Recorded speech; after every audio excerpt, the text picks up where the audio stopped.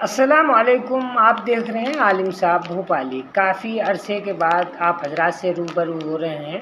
کچھ گھر کی مصروفیات تھی، کچھ حالات ناساز تھے، تو آج ہماری ویڈیو کا جو موضوع ہے وہ جوشاندہ کس طریقے سے تیار کرتے ہیں، جو سردیوں کے موسم میں بہت زیادہ فائدہ مند ہوتا ہے۔ سردی میں زکام ہو جانے میں، کف نکلنا، اس میں کھانسی اور بدن کے اندر ہلکا ہلکا بخار، ہڑجوری جس کو بولتے ہیں، اس کے اندر سر درد کے اندر، اگر سردی کی وجہ سے سر درد ہو رہا تو اس کے اندر خاص کر آدھا سی کے اندر بھی جوشاندہ بہت فائدہ مند ہے۔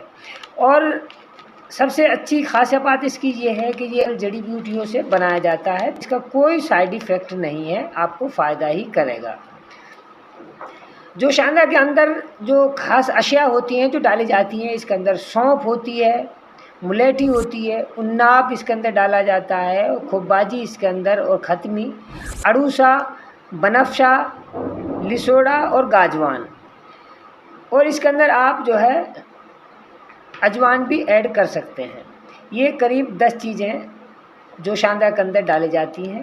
اور جن حضرات کو سردی سے متعلق کوئی بھی بیماری ہے، زکام، چھینکیں آنا، کف، بدن میں درد رہنا، سردی لگنے کی وجہ سے سر درد ہونا، آدھا سی کا درد ہونا، یا اس طریقے کی اگر کوئی پریشانی یا کوئی بیماری ہے تو آپ اس کا استعمال کریں۔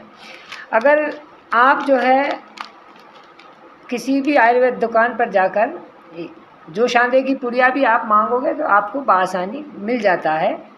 بہت سی کمپنیاں اس کو تیار کرتی ہیں، اور اگر آپ کو یہ پڑیا بنی ہوئی نہ ملے تو آپ ان سب دواؤں کو لے کر، سب جڑیوں کو لے کر تھوڑا تھوڑا ڈال کر اس کا جوشاندہ 4 سے 5 دن تک آپ استعمال کریں۔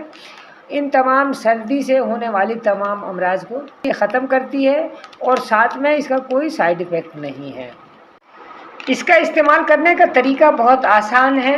آپ کو 1 گلاس پانی کے اندر جوشاندہ کی ایک پوری پڑیا ڈالنی ہے اور اس کو ابالنا ہے، یہاں تک ابالنا ہے کہ وہ آدھا رہ جائے، اور آدھا رہنے کے بعد آپ اپنے سواد انوسار اس کے اندر مصری ڈال سکتے ہیں۔ وہ مصری ڈالنے کے بعد آپ کو 3 ٹائم وہ پانی پینا ہے، صبح پینا ہے، دوپہر میں اور رات میں سوتے ٹائم۔ یہ بات خاص خیال رہے، جب بھی آپ کو پانی پیے تو تھوڑا نیم گرم پئیں تاکہ جلد اور اچھا فائدہ دے سکے۔ امید ہے آپ کو ہمارا ویڈیو اچھا لگا ہوگا۔ دوسری بات، اگر آپ کو کوئی بات سمجھنے کے لیے دقت آ رہی ہے تو آپ ہمارے واٹس ایپ میسیج کے ذریعے سے رابطہ کر سکتے ہیں۔ اللہ حافظ، فی امان اللہ۔